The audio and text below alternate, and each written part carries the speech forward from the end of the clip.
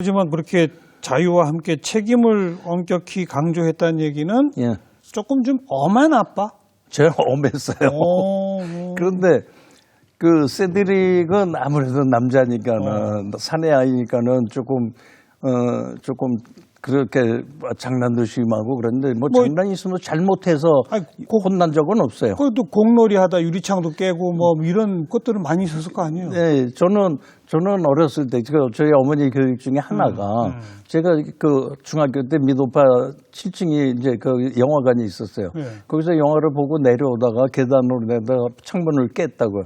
그 친구들은 다 도망갔어요. 그런데 저는 혼자서 어머니 가르침을 실행하느라고 혼자서 거기서 사람들 지나가는 사람들한테 제 유리창 깼다 그랬다고요.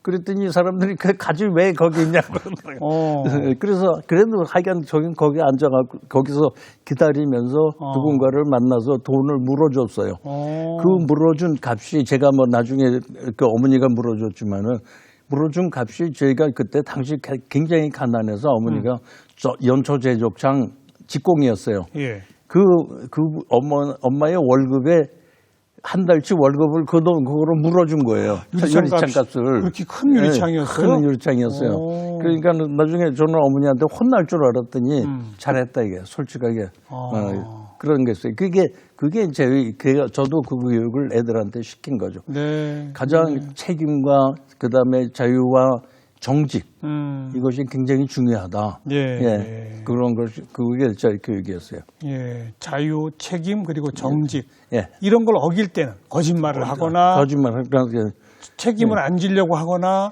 이럴 때는 어떻게 하셨어요? 그럴 때는 설명을 해주죠. 이게 왜 나쁘다. 뭐 벌도 주고 막 이랬습니까? 벌 주는 건 거의 안 했어요. 예, 설명을 이렇게 벌 주면은 잠시 자기 얘기를 주장을 꺾고서는 나중에 또 할 수 있는 재발 위험이 있다는. 재범 위험이 예, 있죠. 예. 그런데 그거를 설득을 시키고 그것이 왜 필요한지 아는 그렇게 하면 안 된다는 게 왜 그런 거를 설득을 해준다면은 그거는 그 재발이 없죠. 네. 그러니까 그게 몸에 배이죠. 또 한 가지 저희가 아주 공을 들여서 교육한 거는 에티켓과 매너. 에티켓, 매너. 예, 그게 굉장히 중요했어요. 왜냐하면 이걸 중요시 생각하신 이유는 뭡니까? 왜냐하면 그거는 사람이 에티켓이라든가 그런 거는 사실은 사람과 사람이 복잡한 사회에서 살아가는데 서로 즐겁기 위한 그 규약이죠. 기본 룰. 예, 기본 유형이죠. 그러니까 서로 즐겁기 위한 기본 규약인데 그거를 안 지키면은 결국은 사람에 대한 그 예라든가 모든 거를 파괴하게 되는 거죠. 예. 그래서 그렇게 하고 21세기라든가 뭐 이럴 때 저희가 그 에티켓이 지금 많은 사람들이 그런 생각을 해요. 구닥다리 생각이다. 에티켓이나 매너다. 아니죠. 아니 젊은이들 보세요. 그리고 우리나라의 문제가 저는 그럴게요. 그러니까 몇 세대 동안 이 에티켓이라든가 매너라는 게 가리키질 않아서 자꾸 이게 그런 비매너, 비에티켓이 세습이 돼요, 지금. 한국 사회가.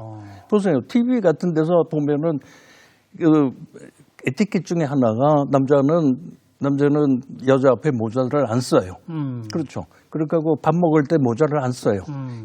TV 보면은 요새 모자 쓰고서는 그렇게 하고 너무 그런 식으로 비매너를 자랑스럽게 생각한다고요. 저는 그게 잘못됐다고 생각해요.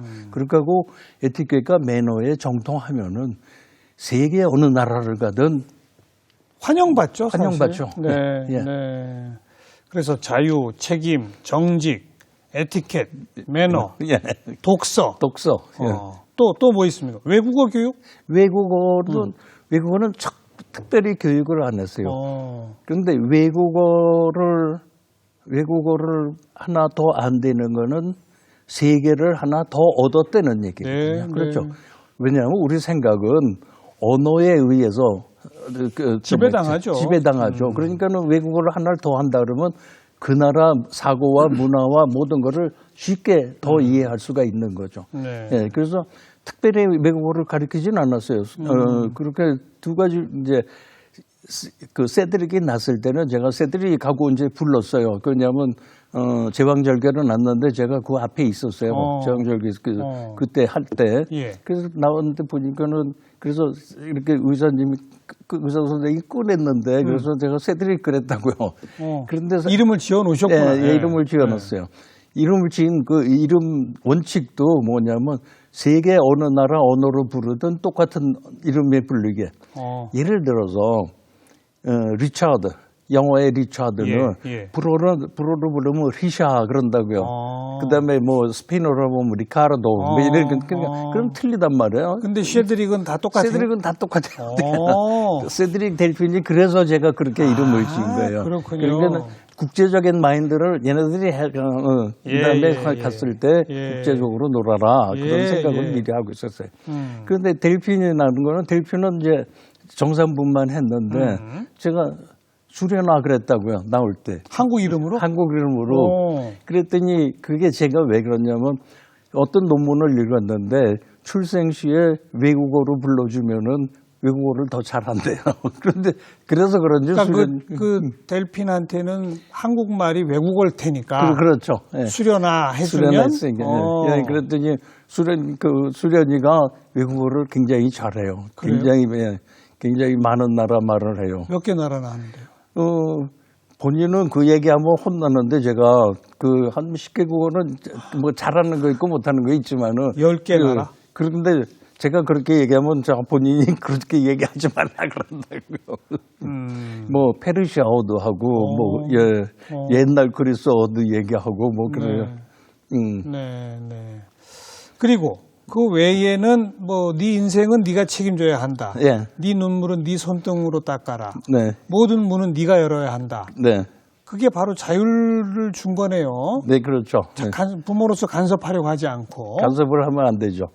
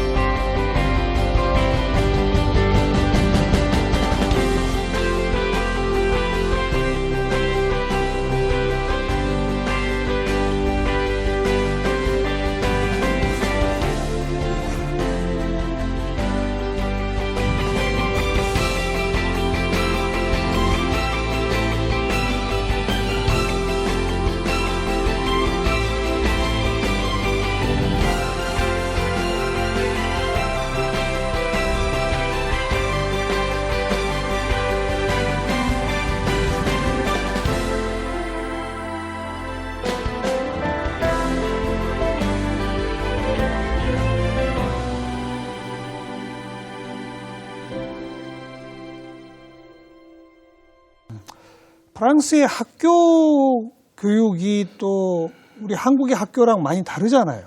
한국의 그러니까는 프랑스의 교육이라든가 제 교육에 관한 그런 것 같아요. 교육이라는 거는 하나의 사이클이에요. 그렇죠. 그러니까 인지하고 분석 비평하고 종합하고 그다음에 행동하는 게 하나의 교육의 전체적인 사이클이라는 걸로 생각을 해요. 그런데 프랑스 교육은 거기에 근접해요. 근접했는데 한국 교육은 인지 정도에서 그치는 것 같아요. 맞아요. 맞아요. 인지 정도에서 뭐 자식 숫자를 외우고 뭐 그런 거잖아요. 암기하는 거죠. 그런데 암기가 그놈의 암기가 수능 시험 끝나고 나면 다 없어 필요가 없는 거예요. 잊어버리죠 또. 필요 없는 거예요. 그래서 저는 이 한국에 지금 뭐 요새 한참 떠들었잖아요. 수신이, 정신이, 뭐 학종이니, 뭐 수학능력 시험이니 그런 게 그러면서도 계속 교육 개혁을 얘기를 해요. 그런데 그 교육 개혁 자체가 사실은 땜질 정도밖에 안 돼요. 맞아요. 우리나라가 정작 필요한 건 교육 혁명이고 이 교육 혁명이라는 게 젊은이들에 의해서 이루어져야 될 것 같아요. 예, 저는 젊은이들한테 일어서라고 얘기하고 싶어요. 예. 옛날에 4.19 때 일어서서 나라까지 바꿨는데 지금 일어서서 교육을 못 바꿀 거냐. 자기네들 앞날인데 자기네들이 무관심해요. 예, 저는 중고등학생들 일어서서 자기네들 앞일을 자기네들이 결정을 해야 될 거라고 생각해요. 네. 예. 좋은 분석이시네요. 사람은 뭔가 인지하고 자료와 정보를 분석 비평해야죠. 예. 분석 비평하고 그다음에는 종합해내는 능력, 예. 사고 창의력이죠. 그렇죠. 그다음 그것이 자기 행동으로 의견 제시하고 그다음에 행동으로 행동하고. 옮길 수 있어야 되고. 예. 게다가 여기서 하나만 더 하면 이걸 혼자 하는 게 아니라 협력해서 해야죠. 사람들과 함께. 예. 이게 교육인데 예. 우리는 소통의 창은 딱딱 닫아놓고 각자 자기 책상에 앉아서 주는 거 그냥 외워. 이걸 하는 얘기 아닙니까? 예, 예. 그러니까 그게 수능 시험 끝나면 쓸모가 없는 거예요. 그렇고 제일 중요한 게 사회적 비용이 얼마만큼 들어가느냐. 예. 교육이 잘못됐기 때문에 사회적으로 저희가 어떠한 그 정상적인 교육을 했으면 사회가 다르게 발전했을 건데. 물론이죠. 저희가 교육이 잘못돼 갖고서는 사회적 비용이 들어가는 거를 생각을 안 해요. 예. 예. 그렇게 하고 사회 전체가 교육 투자를 안 해요. 이거 완전 그 제대로 된 투자가 아니라요. 예. 낭비만 하는 거예요. 그렇죠. 낭비. 예, 맞습니다. 그러니까 어쩐 뭐 유치원 심지어는 유치원 초등학교 때부터 아이들 사교육 시킨다고 예. 부모가 맞벌이를 해도 돈 쓸 데가 없어요. 사교육비 나가느라고. 예. 등골이 휘어요. 애들은 그 사교육 받느라고 행복을 몰라요. 그렇죠. 그러고서는 대학 진학률은 전 세계 제일 높아요. 근데 그 대학 졸업하면 일자리가 없어요. 없어요. 직장에 억지로 한번 가보잖아요. 예. 직장에서는 뭐라 그러는지 아시죠? 도대체 뭘 배워갖고 왔는지 할 줄 아는 게 없다고 그래요. 맞는 얘기예요. 그러면 도대체 이 온 국민이 일치단결해서 어디다 돈 쓴 거예요? 네. 어디다 행복을 낭비한 거예요? 예, 그러니까 제가 그런 거예요. 그러니까는 인간의 행복 전체 그 나라의 행복을 낭비를 했지만은 그것이 사회적으로 국가적으로 낭비가 얼마나 심한 건가. 그러니까요. 그렇죠. 프랑스 같은 경우는 교육이 잘 돼 갖고서는 대학교 졸업하고 현장 투입하면 금세 오퍼레이션을 해요. 예. 예. 왜냐하면 그렇게 교육을 받았거든. 예. 예, 그런데 우리는 그 옛날에 삼성 인력관리실에서 얘기를 하는 게 사람 뽑아서 적성 테스트를 해서 다시 재교육 시킨다 이게. 그래야죠. 예. 그러니까 이게 초, 중, 고, 대학 교육까지 다 잘못돼 있고 쓸데없는 낭비만 하고 있다. 이거 아닙니까? 그렇죠. 한마디로. 예. 뿐만 아니라 사교육으로 어마어마한 돈 쓰고. 예, 그렇죠. 그러니까 우리나라가 교육에 진정한 정부가 네. 교육에 투자를 안 해요. 네. 지난번에 그 수능 시험 보면서 답안지가 2장인데 잘못돼 갖고서는 의도적으로 한 건 아닌데 체크를 잘못해서 전체 빵점된 거 있죠. 그래서 거기서 뭐 답안지 2장을 더 늘렸으면은 더 늘렸으면 그런 문제가 없는데 그랬더니 교육부 담당자가 뭐라고 설명을 했냐면 답안지 2장을 더 늘리면은 그게 돈이 얼마나 들어가고 채점 시간이 얼마나 되는데 그래서 저는 깜짝 놀랐어요. 교육부 직원이 그 정도밖에 생각을 안 한다는 거는 그러면은 말이에요. 그런 것들로 잘못돼 갖고서는 나라 당하는 개인은 얼마나 억울하고 나라 전체의 그 소모는 얼마인가. 저희는 교육을 재해석하고 교육 혁명을 일으켜야 돼요. 네. 그게 저희가 젊은이들이 해야 되고 또 한 가지는 그런 것 같아요. 학생들도 사회 이론이요. 교사들도 사회 이론이고 학교도 사회 이론이고 모든 사람이 다 사회 이론이에요. 그런데 교육만 잘못됐다고 얘기를 해요. 아니죠. 그 사회라는 거를 저희가 사회의 그런 그 인식을 바꿔야 될 생각이에요. 맞습니다. 그런데 이 대목에서 궁금한 게 오영석 박사님은 어려서부터 대학까지 한국에서 교육을 다 받으셨잖아요. 네. 그 한국의 그냥 딸딸딸 암기 위주 교육. 네. 그것도 옛날식이니까 몽둥이로 맞아가면서 그렇죠. 그거 받으셨잖아요. 그죠? 네. 그런데 어떻게 이렇게 아시게 된 거예요? 또 우리 한국의 전통적 부모 자식 간의 관계에서 잘하셨잖아요. 그런데 어떻게 자녀들한테는 절대 책임지려고 하거나 이러면 안 돼라는 인식이 어떻게 생기신 거예요? 안 배워본 걸 어떻게 가르칠 수 있었냐는. 예, 저는 그러니까 한국을 떠나서 프랑스에 갔을 때 굉장히 많은 생각을 했어요. 나는 누구고, 내가 떠나온 사람들, 그러니까 한국 사람들은 누구고, 내가 같이 사는 사람들은 누구고, 내가 앞으로 만날 사람들은 누군가. 여기에 대해서 굉장히 생각을 많이 했어요. 그래서 저는 한국인들이 모르는 한국인 굉장히 잘 알아요. 그러니까는 예를 들어서 제가 프랑스에 있다 한국에 오면은 대중교통 타고 다니면서 사람들이 얘기하는 걸 들어요. 이 사람들이 단어를 이런 걸 쓰고 막 표현을 이렇게 한다. 그러면 이게 의식이 어떻게 바뀌고 있구나. 이런 거라든가. 이게 앞으로 잘 되려면 어떻게 생각해야 되나. 저는 그렇게 단순히 혼자서 생각하고 이렇게 하는 게 좋겠다고 그래서 지금까지 제가 가지고 있는 모든 철학과 그런 생각이 사실은 제 개인의 그런 걸로 생각한 거예요. 네. 그러니까 아무래도 완전히 문화와 의식과 교육의 기본 철학부터 다른 두 나라를 완전히 어쩔 수 없이 경험하시게 되면서 한국에는 이런 문제가 있구나라고 하는 거를 뼈저리게 느끼신 거네. 그렇죠. 그러니까 사람이 외부를 접촉해야지. 그러니까 혼자 한국에 있는 사람들보다는 외부를 접촉하고 제가 한 50개국을 다녔어요. 다니면서 여행을 하면서 저는 그 나라를 다니면서 자연은 별로 생각을 해요. 그렇지만 문화, 사람 만나서 얘기하는 거 그런 걸 주고요. 그렇게 사람을 만나고 많은 그 외국인을 만나면 서로 얘기하면은 이 사람들은 이렇게 생각하고 그것이 어떤 결과가 있고 어떤 그런 합리적인 생각이다. 이런 게 항상 배우죠, 저는. 그래서 모든 만남은 사람과 사람의 만남은 거기에 꼭 배움이 있어요. 저는 그렇게 생각해요. 네. 그런데 또 어떤 교육학자의 분석에 의하면 한국에서 미국이나 이런 사회로 이주해가지고 아이들 키우고 공부시키는 한국 분들 있지 않습니까? 교포들. 그 교포의 자녀들이 대학은 잘 간대요. 그런데 나중에 직장에 취직해서 승진을 못 한다는 거예요. 그렇죠. 그 이유가 가정교육이 잘못됐기 때문이라고 얘기하더라고요. 맞는 얘기예요. 그거 어떻게 보세요? 저는 가끔 그런 생각해요. 한국 분들이 외국에 가서 이주를 하거나 이민을 가서 사는데 한국 분들은 외국에 살 때 몇 가지 단점이 있어요. 첫째, 가족이 갔을 때 그 사람들은 외국을 살지를 않아요.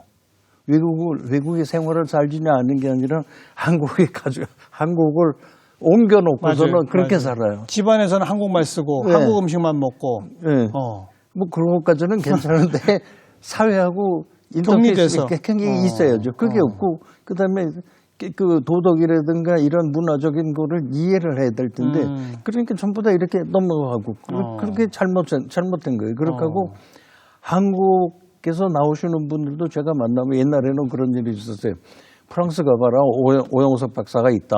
그리고 왜냐하면 그 당시에 한국에서 프랑스를 잘 모르니까 오면은 제가 도와주는데 한국에서 오는 사람들이 전부 다 팩이 놓고 주눅이 들고 그래요. 무슨 정부 간의 회담을 하더라도 이거를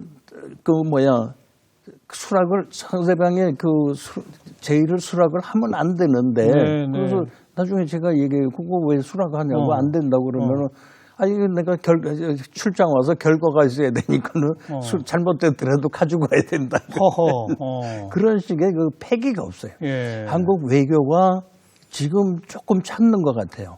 이제 언제나 보나 그 패기가 없어요. 당당하지 못하고.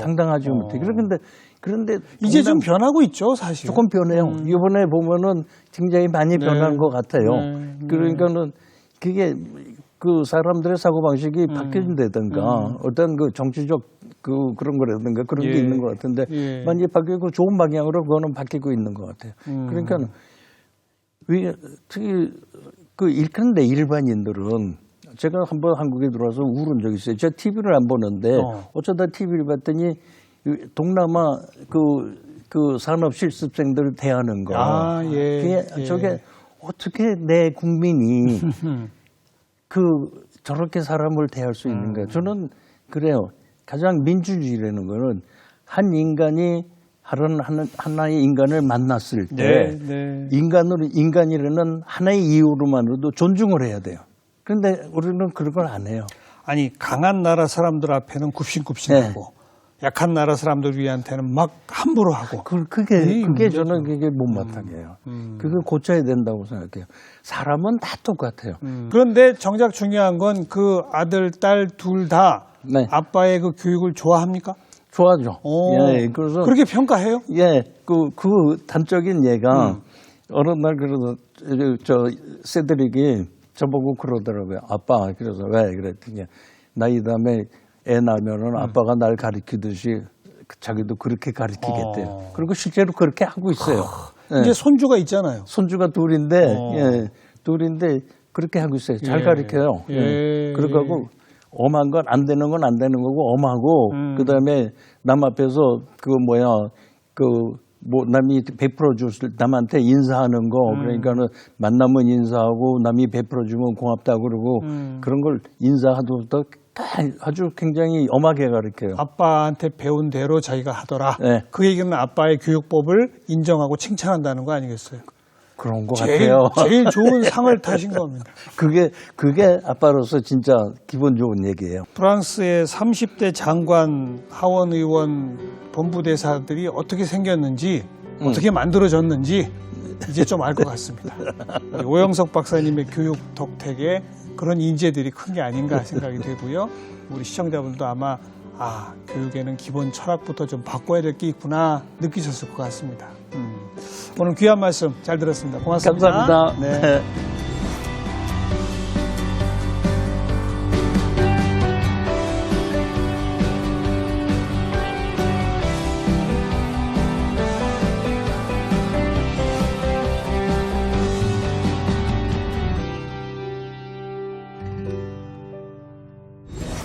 네, 오늘 하나의 명언을 또 들었습니다. 여러 가지 인생의 문 가운데 남이 열어주는 문은 관뚜껑밖에 없다. 네, 여러분 좀 기억해 두시길 바랍니다. 다음 시간 또 뵙죠. 안녕히 계세요.